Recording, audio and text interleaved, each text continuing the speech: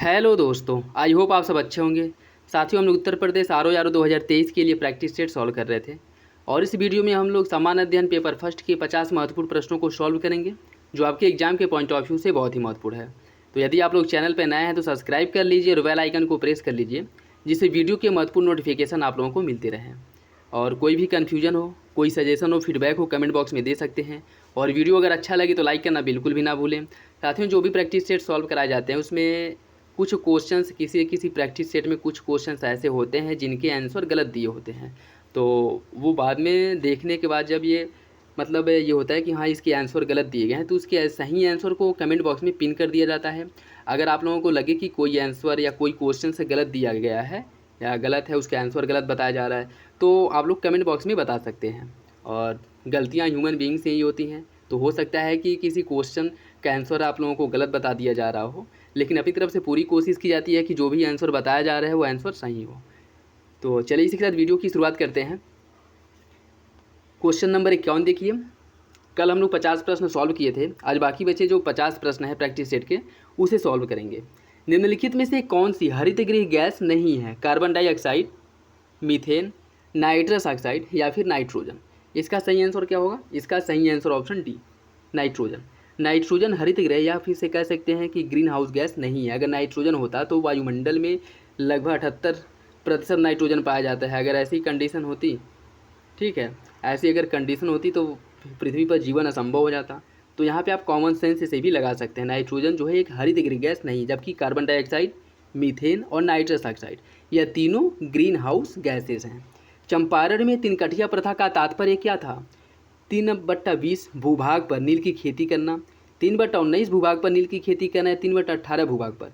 इसका जो सही आंसर हो जाएगा वो है आपका ऑप्शन ए, 3/20 20वें भूभाग पर नील की खेती करने के लिए किसानों को विवश किया जाता था, जिस कारण जिसे तिनकठिया प्रथा कहा जाता है। ठीक है, वहाँ के जो भूमि जमींदार थे वगैरह, जो किसान, जो बड़े बड़े जोत धारक थे, वो किसानों को अपनी भूमि पर, अपनी भूमि के 3/20वें हिस्से पर नील की खेती करने के लिए बाध्य करते थे और अनिवार्य रूप से उन्हें यह करना पड़ता था, जिसके विरोध के परिणाम स्वरूप चंपारण का जो विद्रोह है वो हुआ था। ठीक है, नेक्स्ट देखिए। इसमें सूची फर्स्ट को सूची सेकेंड से सम्मिलित करना है। जैवमंडल स्थल दिया गया है और इन्हें कब यूनेस्को के बायोडाइवर्सिटी उसमें शामिल किया गया था, कब, उससे जो है आपको सम्मिलित करना है। ठीक है, नीलगिरी, अगर हम नीलगिरी की बात करें, इसे कब शामिल किया गया था? नीलगिरी को 1886 में। और यह बायोडाइवर्सिटी से जो है भारत का इसे पहला स्थल है जिसे बायोडाइवर्सिटी क्षेत्र घोषित किया गया था भारत का। ठीक है, और उसके बाद आपका नंदा देवी 1988 ईस्वी में, सुंदरबन को शामिल किया गया था आपके 1989 ईस्वी में, और कंचनजंगा को 2000 ईस्वी में। तो इसका जो सही आंसर हो जाएगा ऑप्शन बी, 4321। नीलगिरी को 1986 ईस्वी में, नंदा देवी को 1988, सुंदरबन को 1989 और कंचनजंगा को 2000 ईस्वी। ये जैवमंडल है और इसकी स्थापना वर्ष दिया गया। ठीक है, तो जैवमंडल के रूप में इसकी कब स्थापना की गई, जैवमंडल के रूप में इसे कब मान्यता प्राप्त हुआ था, उसे आपको सुनिश्चित करना था। ठीक है, याद रखिएगा, इंपॉर्टेंट है। राष्ट्रीय पर्यावरण इंजीनियरिंग शोध संस्थान कहाँ स्थित है? नागपुर में, पुणे में, लखनऊ में या फिर नई दिल्ली में। इसका सही आंसर हो जाएगा ऑप्शन ए, राष्ट्रीय पर्यावरण इंजीनियरिंग शोध संस्थान यह आपके नागपुर में स्थित है। एक मनुष्य के जीवन को पूर्ण रूप से धारणीय करने के लिए आवश्यक न्यूनतम भूमि को क्या कहा जाता है? जीवजात, पारिस्थितिकी पदछाप, जीवोम या फिर निकेत। इसका सही आंसर हो जाएगा ऑप्शन बी, पारिस्थितिकी पदछाप। ठीक है, निम्नलिखित में से कौन एक प्रवाल विरंजन का सबसे अधिक प्रभावी कारक है? सागरीय प्रदूषण, सागरों की लवणता में वृद्धि, सागरीय जल के सामान्य तापमान में वृद्धि या फिर रोगों एवं महामारियों का फैलना। इसका सही आंसर क्या होगा? इसका सही आंसर है ऑप्शन सी, सागरीय जल के सामान्य तापमान में वृद्धि। यह जो है प्रवाल विरंजन का सबसे अधिक प्रभावी कारक है। तो सही आंसर हो जाएगा ऑप्शन सी। सर्वाधिक जैव विविधता कहाँ पाई जाती है? उष्णकटिबंधीय वर्षा वनों में, शीतोष्ण कटिबंधीय वर्षा वनों में, शंकुधारी वनों में या उत्तर ध्रुवीय वनों में। इसका सही आंसर है ऑप्शन ए, उष्णकटिबंधीय वर्षा वनों में सबसे अधिक जैव विविधता पाई जाती है। और जैसे ये मतलब विषुवत रेखीय क्षेत्र की वनस्पतियाँ हैं, और जैसे हम ऊपर जाते हैं वनों की जो जैव विविधता है या फिर डेंसिटी है वो कम होती जाती है, और उसी अनुपात में जैव विविधता में भी कमी आती है। और सबसे अधिक जैव विविधता कहाँ पाई जाती है? आपके उष्णकटिबंधीय वर्षा वनों में, विषुवत रेखा के आसपास। ऑप्शन ए जो है वो सही है। निम्नलिखित में से भारतीय राष्ट्रीय कांग्रेस के किस अधिवेशन में महात्मा गांधी ने कहा था गांधी मर सकता है परंतु गांधीवाद हमेशा बना रहेगा, मतलब गांधीवाद हमेशा जीवित रहेगा। किसमें कहा था? कलकत्ता अधिवेशन जो 1928 में हुआ था, लाहौर अधिवेशन 1929, मद्रास अधिवेशन 1927 या कराची अधिवेशन 1931। इसका सही आंसर हो जाएगा ऑप्शन डी, कराची अधिवेशन 1931 में महात्मा गांधी ने कहा था कि गांधी मर सकता है परंतु गांधीवाद हमेशा जीवित रहेगा। सही आंसर हो जाएगा ऑप्शन डी। और इसमें जो विरोध हुआ था साथियों, यह सविनय अवज्ञा, जो द्वितीय सविनय अवज्ञा आंदोलन था उसी को लेकर के शायद जो है विरोध हुआ था, जिसमें महात्मा गांधी ने कहा था कि गांधी मर सकता है परंतु गांधीवाद हमेशा जीवित रहेगा। ऑप्शन डी जो है वो सही है, कराची अधिवेशन 1931 ईस्वी। मिट्टी के घड़े में निम्न में से किस क्रिया के कारण जल ठंडा रहता है? द्रवण, वाष्पीकरण, ऊर्ध्वपातन या उपयुक्त में से कोई नहीं। इसका सही आंसर ऑप्शन बी, वाष्पीकरण के द्वारा मिट्टी के घड़े में जल जो है वो ठंडा रहता है।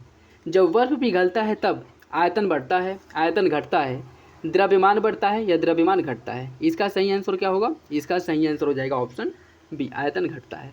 जैसे बर्फ़ जमने के बाद आपने देखा होगा कि किसी गिलास, बॉटल या पाइप में, जो ठंडी के समय में पाइप में जो पानियाँ इकट्ठी रहती हैं वो ज़्यादा ठंडी पड़ती है ठंडे प्रदेशों में, तो ये जम जाती है और जमने के बाद पाइप जो है वो फट जाती हैं। ठीक है, क्यों? क्योंकि पानी जब जमता है तो जमने के बाद उसकी आयतन में वृद्धि होती है।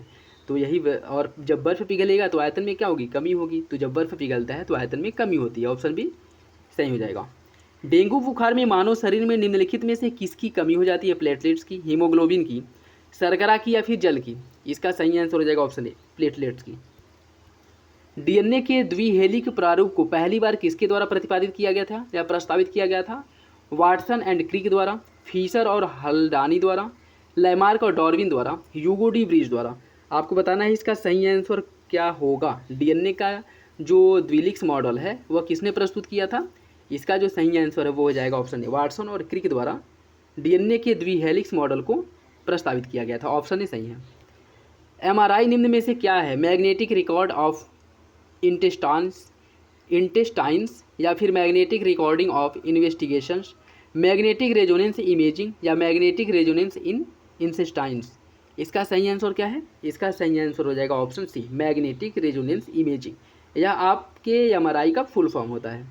सिम का फुल फॉर्म क्या होता है?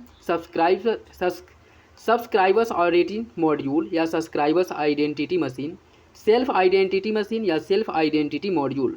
इसका सही आंसर है option A, subscribers identity module. यह जो है आपके सिम का फुल फॉर्म होता है। ऑप्शन ए सही हो जाएगा। नेक्स्ट देखिए, लोकसभा और राज्यसभा की संयुक्त बैठक किसके द्वारा आहूत की जाती है? राष्ट्रपति द्वारा, लोकसभा के अध्यक्ष द्वारा, संसद द्वारा या राज्यसभा के सभापति द्वारा।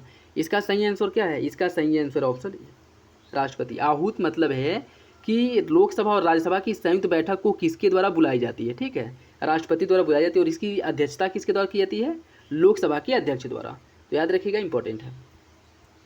भारत के निम्नलिखित राष्ट्रपतियों में से कौन ट्रेड यूनियन आंदोलन से संबंधित थे? वीवी गिरी, एन संजीवा रेड्डी, के आर नारायण या फिर जाकिर हुसैन। इसका सही आंसर क्या है? इसका सही आंसर हो जाएगा option A, V V Giri trade union आंदोलन से जुड़े थे।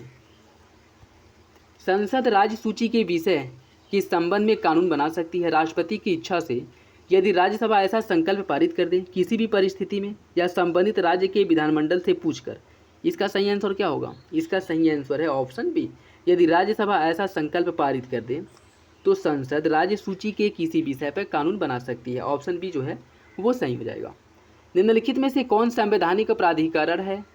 कोड के हिसाब से आपको सही आंसर का चयन करें। संवैधानिक प्राधिकरण अर्थात संविधान में जिसका वर्णन किया गया है और किसी न किसी आर्टिकल में उसका वर्णन है। राज्य निर्वाचन आयोग, राज्य वित्त आयोग, जिला पंचायत, राज्य निर्वाचन अधिकारी। 1 2 1 2 3 2 3 4 या 1 2 3 4। इसका सही आंसर क्या होगा? इसका सही आंसर साथियों ऑप्शन बी, 1 2 3 4। ये तीनों जो हैं, जैसे राज्य निर्वाचन आयोग, राज्य वित्त आयोग और जिला पंचायत, यह तीनों संवैधानिक निकाय हैं जिनका वर्णन भारतीय संविधान के किसी अनुच्छेद में किया गया है। जबकि राज्य निर्वाचन आयोग के जो अधिकारी होते हैं इनका प्रावधान किसी अनुच्छेद में नहीं है। ठीक है, तो यह जो है एक संवैधानिक निकाय नहीं है, जबकि 1 2 3 सही हो जाएगा। निम्नलिखित में से किस वाद में उच्चतम न्यायालय ने यह धारणा प्रस्तुत किया था कि उद्देशिका संविधान का भाग है? उद्देशिका संविधान का भाग है। यूनियन ऑफ इंडिया बनाम डॉक्टर कोहली, बनारसी दास बनाम state of UP, SR Bombay बनाम union of India, Malak Singh बनाम स्टेट ऑफ पंजाब। इसका सही आंसर क्या होगा? इसका सही आंसर ऑप्शन सी। एसआर मुंबई बनाम यूनियन ऑफ इंडिया मामले में सुप्रीम कोर्ट ने निर्णय दिया था कि प्रस्तावना संविधान का भाग है। ऑप्शन सी जो है वो सही है। निम्नलिखित में से किस वाद में उच्चतम न्यायालय ने यह धारणा व्यक्त किया था कि मूल अधिकार व्यक्ति को जैसा उसे सबसे अच्छा लगे उस तरह अपनी ज़िंदगी की रूपरेखा तैयार करने के लिए सक्षम बनाता है? मतलब किसी भी व्यक्ति को कैसे जीना है कैसे नहीं जीना है यह कोई और नहीं बताएगा और यह निर्धारित करने के लिए बाध्य नहीं किया जाएगा।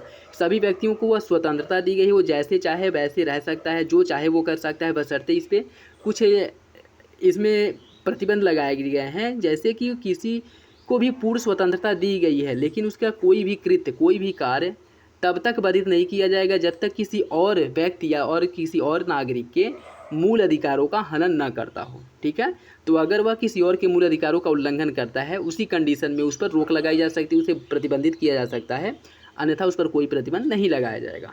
ठीक है, तो यह किस वाद में आया था? इंदिरा गांधी बनाम राजनारायणवाद, गोलकनाथ बनाम स्टेट ऑफ पंजाब, बैंकों के राष्ट्रीयकरण का मामला जो था, या अजहर बनाम म्यूनिसिपल कॉरपोरेशन। इसका सही आंसर क्या होगा? इसका सही आंसर साथियों ऑप्शन बी, गोलकनाथ बनाम स्टेट ऑफ पंजाब राज्य में सुप्रीम कोर्ट ने निर्णय दिया था कि सभी व्यक्तियों को अपनी मनपसंद ज़िंदगी जीवन जीने का अधिकार है, वो जैसे चाहे वैसे रह सकते हैं, जो चाहे वो कर सकते हैं, बशर्ते किसी और के मूल अधिकारों का हनन ना हो। ठीक है, यह निर्णय किस में आया था? गोलकनाथवाद में सुप्रीम कोर्ट ने निर्णय दिया था, तो याद रखिएगा, इंपॉर्टेंट है। निम्नलिखित में से कौन भारत में मुद्रास्फीति के प्राक्कलन की सबसे प्रचलित माप है? मूल्य सूचकांक, थोक मूल्य सूचकांक, उपभोक्ता मूल्य सूचकांक, या फिर औद्योगिक वस्तुओं का मूल्य सूचकांक? इसका सही आंसर हो जाएगा ऑप्शन सी, उपभोक्ता मूल्य सूचकांक। यह भारत में मुद्रास्फीति के आकलन या प्राक्कलन की सबसे प्रचलित माप है। ठीक है, उपभोक्ता मूल्य सूचकांक इंपॉर्टेंट है, याद रखिएगा। भारत में विदेशी विनिमय संचय का रखरखाव किसके द्वारा किया जाता है? भारतीय रिजर्व बैंक द्वारा, भारतीय स्टेट बैंक द्वारा, वित्त मंत्रालय भारत सरकार द्वारा, या भारतीय आयात निर्यात बैंक द्वारा? इसका सही आंसर क्या है? इसका सही आंसर ऑप्शन है भारतीय रिजर्व बैंक। आरबीआई जो है, चाहे भारत में हो या फिर विदेशों में, कहीं भी हो, भारत सरकार के जो खर्चे हैं, जो विनिमय हैं, इनके जो आपके फॉरेन रिजर्व है, इन सब का जो नियंत्रण है और इन सब की देखरेख आरबीआई के नियंत्रण में ही आता है। तो ऑप्शन ए जो है वो सही हो जाएगा। भारत की जनगणना 2011 के अनुसार निम्नलिखित में से किस राज्य में शिशु लिंगानुपात सबसे अधिक है? छत्तीसगढ़, हरियाणा, उत्तर प्रदेश या फिर पंजाब? इसका सही आंसर हो जाएगा ऑप्शन ए, छत्तीसगढ़ में जो शिशु लिंगानुपात है वो सबसे अधिक है इन राज्यों में। ठीक है, इन 4 राज्यों की बात हो रही है। दृष्टि विकलांग हेतु राष्ट्रीय संस्थान निम्नलिखित में से कहाँ स्थित है? कोलकाता, देहरादून, मुंबई या फिर हैदराबाद?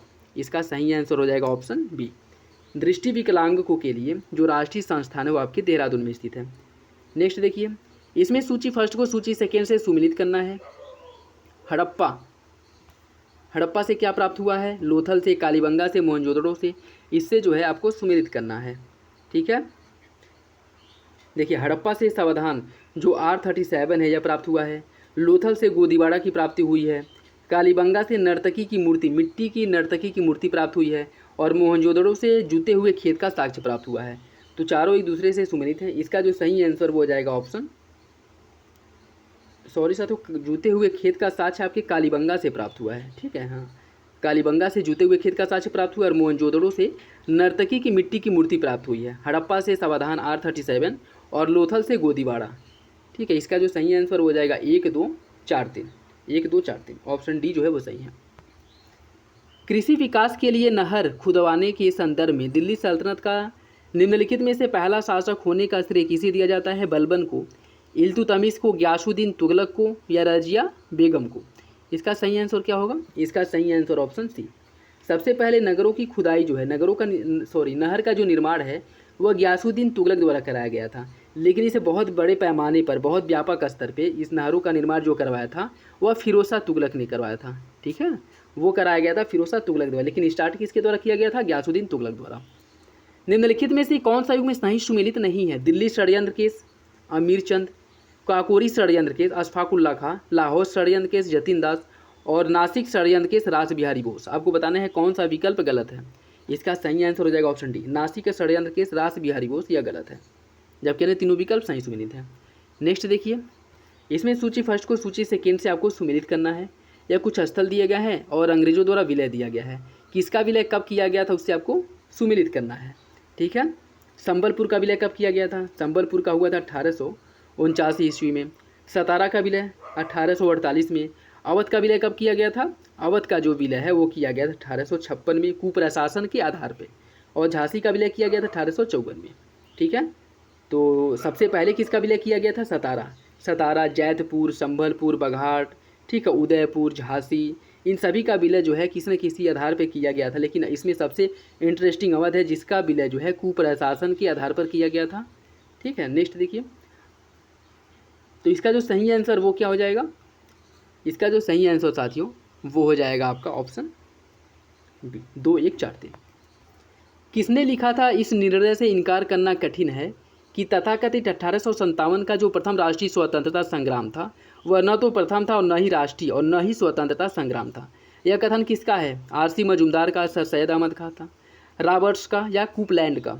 यह कथन है आपके आरसी मजूमदार का, जिन्होंने कहा था कि 1857 का विद्रोह यह न तो प्रथम था, न ही राष्ट्रीय और न ही स्वतंत्रता संग्राम था। इंपॉर्टेंट है, याद रखिएगा। निम्नलिखित में से किसने अपने कृतियों द्वारा सन्यासी विद्रोह की ख्याति प्रदान की थी? अपने मतलब लेखों में सन्यासी विद्रोह का बड़े पैमाने पर वर्णन किया था, जिससे इसे मतलब बड़े पैमाने स्तर पर इसका प्रचार प्रसार हुआ और इसके बारे में लोग अवगत हुए और इससे जुड़े। यह किसने किया था? दीनबंधु मित्र ने, बंकिम चंद्र ने, शिशिर कुमार घोष ने या फिर हरीश चंद्र ने? इसका सही आंसर क्या होगा?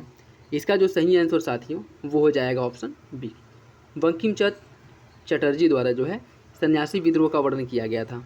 ठीक है, अपनी पुस्तक इन्होंने आनंद मठ में जो है इसका वर्णन किया था। तो याद रखिएगा, इंपॉर्टेंट है। अच्छी का हो जाएगा क्या? बी।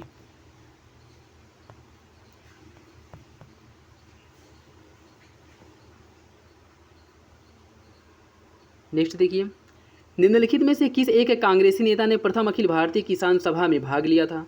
जवाहरलाल नेहरू, एम.के. गांधी, सुभाष चंद्र बोस या राजेंद्र प्रसाद?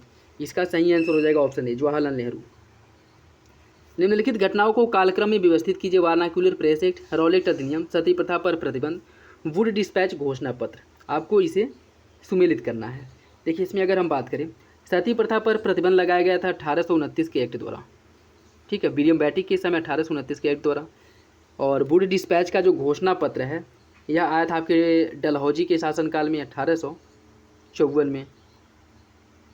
ठीक, रॉलेट एक्ट, वार्नाक्यूलर प्रेस एक्ट कब आया था? यह लिंटन के समय में आया था 1878 में। और रॉलेट एक्ट जो है यह 1919 में। तो इसका जो सही आंसर सबसे पहले क्या आएगा? सती प्रथा, फिर वुड डिस्पैच, फिर वार्नाक्यूलर प्रेस एक्ट, फिर रॉलेट एक्ट। 3, 4, 1, 2 किस में दिया है?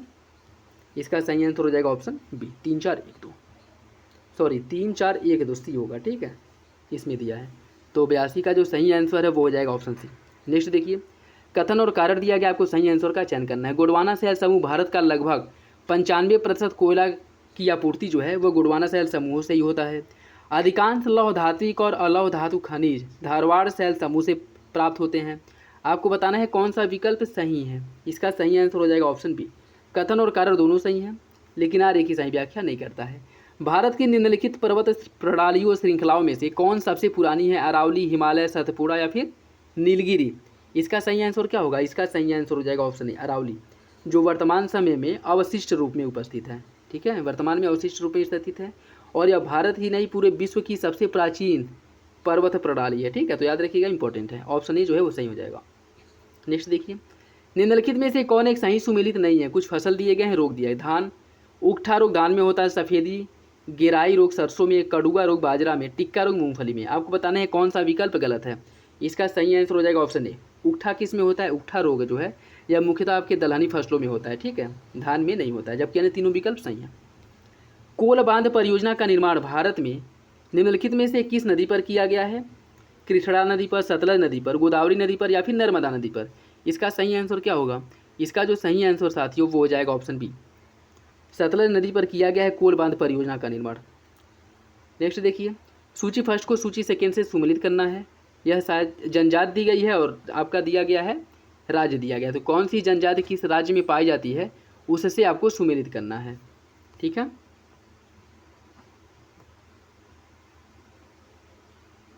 देखिए गद्दी जनजाति, गद्दी जनजाति कहाँ की है? यह आपके हिमाचल प्रदेश की है गद्दी जनजाति। या हिमाचल प्रदेश में निवास करती है। टोडा जनजाति है तमिलनाडु की। खासी जनजाति है आपकी कहाँ की, मेघालय की। और नागा जनजाति है मणिपुर की। ठीक है, गद्दी जनजाति जो है यह है आपके हिमाचल प्रदेश की जनजाति है। टोगा नागा तमिलनाडु की जनजाति है। खासी, गारो, खासी ये जनजातियाँ जो हैं मेघालय में जो पहाड़ी है उसी के नाम पर इनका नामकरण किया गया। और नागा जो है यह मणिपुर की है। तो इसका जो सही आंसर वो हो जाएगा ऑप्शन डी 2 4 1 3। नेक्स्ट देखिए, इसमें भी सूची फर्स्ट को सूची सेकेंड से सुमिलित करना है। महासागर दिया गया है और उसके गहरे ट्रेंच दिए गए हैं। तो मैरियाना ट्रेंच कहाँ पे है? मैरियाना ट्रेंच की अगर हम बात करें ये है आपके प्रशांत महासागर में है। ठीक है, मैरियाना ट्रेंच आपके प्रशांत महासागर में। अटलांटिक महासागर में क्या है, प्यूटोरिको जो ट्रेंच या आपके गर्त है वो आपके अटलांटिक महासागर में है। हिंद महासागर में है जावा ट्रेंच या जावा गर्त। और आर्कटिक महासागर में है यूरेशियन बेसिन। तो इसका सही आंसर हो जाएगा ऑप्शन बी 3 4 1 2। नेक्स्ट, इसमें भी सूची फर्स्ट को सूची सेकेंड से सुमिलित करना है। कुछ खनिज दिए गए हैं और देश दिया गया है। चांदी का प्रमुख उत्पादक देश कौन सा है? या चांदी के सबसे ज़्यादा भंडार आपके मैक्सिको में पाया जाता है। अभ्रक का पाया जाता है कहाँ पे? भारत में। लौह अयस्कों का सबसे ज़्यादा भंडार कहाँ मिलता है? यह मिलता है आपके रूस। और तांबे का चिली में। तो इसका सही आंसर क्या हो जाएगा? इसका जो सही आंसर साथियों वो हो जाएगा आपका ऑप्शन ए 3 4 2 1। निम्नलिखित झीलों में से कौन पूर्णतः संयुक्त राज्य अमेरिका में स्थित है? मिशिगन, सुपीरियर, ओंटेरियो या फिर ईरी? इसका सही आंसर है ऑप्शन ए मिशिगन झील जो है यह पूर्ण रूप से अमेरिका में स्थित है। जबकि सुपीरियर, ईरी और ओंटेरियो यह सभी जो है अमेरिका और कनाडा की सीमा पर, और ये सभी मिलकर के अमेरिका और कनाडा के मध्य प्राकृतिक सीमा का निर्माण करती है। लेकिन मिशिगन झील जो है यह पूर्ण रूप से अमेरिका में स्थित है। निम्नलिखित देशों में कौन अफ्रीका महाद्वीप में नहीं स्थित है? गैबोन, गिनी बिसाऊ या फिर गुयाना? इसका सही आंसर क्या होगा? इसका जो सही आंसर हो जाएगा ऑप्शन डी गुयाना। यह कहाँ पे है? कमेंट बॉक्स में बताइएगा। ग्रीन वाश इंगित करता है किसे? झूम कृषि की प्रोन्नति को, नदी जल का शुद्धिकरण, हरियाली हटाना या पर्यावरण संरक्षण का झूठा वादा करना। ग्रीन वाश का संबंध किससे है? इसका जो सही आंसर साथियों हो जाएगा ऑप्शन डी पर्यावरण संरक्षण का झूठा वादा करना। यह जो है ग्रीन वाश से संबंधित है।